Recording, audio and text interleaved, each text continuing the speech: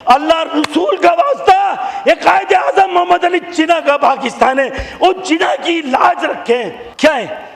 3 करोड़ का शहर कराची, पीने का पानी नहीं।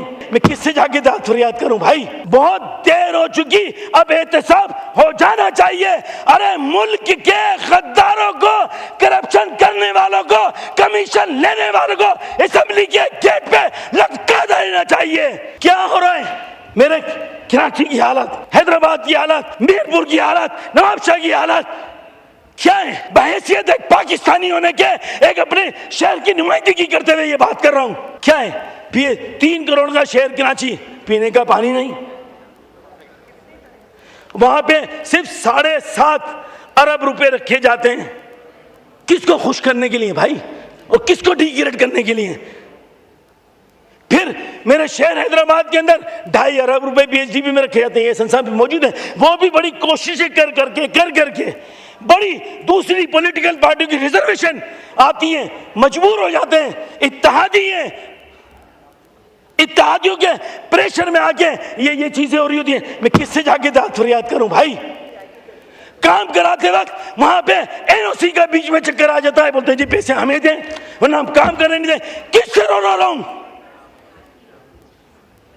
मैंने अपनी बहन पीपल्स पार्टी की आस्था भुट्टो, मेरी बहन, छोटी बहन, मैंने उनसे रिक्वेस्ट की। उन्होंने कहा कि इस मसले को हम देखते हैं। और क्या करूं?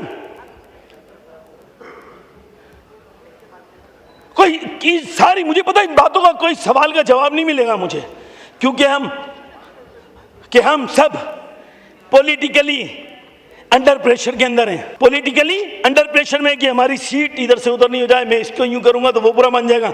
इन चीजों से बाहर निकलना पड़ेगा। इंसानियत के नाते किसी पॉलिटिकल पार्टी का ख्याल ना करें, सिर्फ ये करें कि इंसान को हम किस तरह फैसिलिटेट कर सकते हैं, एक आम आदमी को किस तरह फैसिलिटेट कर सकते हैं। अगर ऐसा नहीं होगा तो मुझे बताएं। अरे मैं इस ऐवान में खड़े होकर कहता हूं, जो पाकिस्तान का दुश्मन है, वो कोई भी लिबादा ओढ़ा हो, किसी भी सतह पर उसको निकाल के बाहर फेंक दें। और ये चंद जुमले में army chief field marshal Asim Munir साहब को मुखातिब करते हुए कहूंगा कि बहुत देर हो चुकी। भाई काटना नहीं, मेरी तकरीर में कोई नेगेटिव बात नहीं कर रहा भाई। बहुत देर हो चुकी, अब एहतसाब हो जाना चाहिए। बहुत देर हो चुकी, अब एहतसाब हो जाना चाहिए। अरे मुल्क के गद्दारों को, करप्शन करने वालों को, कमीशन लेने वालों को असेंबली के गेट पे लटका देना चाहिए। ये स्पिरिट होगी, फिर देखें आप कैसी होगी। मसलत पसंदी छोड़ें, हम साथ देंगे। पाकिस्तान बनाने वालों की औलादें, हम साथ देंगे। जब जैसे भी वक्त आया, बुरा वक्त आया, हम साथ देंगे भाई। नहीं पड़े मसलत पसंदी के शिकार ना हो। आज मुख्तलिफ आदाद शुमार पीएचडी में मैंने देखे, एहसन साहब यहाँ मौजूद हैं। M9 का मंसूबा आपने M6 को तो कर दिया हैदराबाद में, सक्कर। M9 का हाल देखें, M9 का जिक्र ही नहीं है। हैदराबाद में आपने प्राइवेटाइज कर दिया पीआईए को। हैदराबाद में एक जीने का आसरा था कि पीआईए की टिकटिंग का वो सिस्टम बंद हो गया, ऑफिस बंद हो गया। ट्रेन थी कराची हैदराबाद मीरपुर, वो बंद हो गई। ट्रांसपोर्टर को सहूलत देने के लिए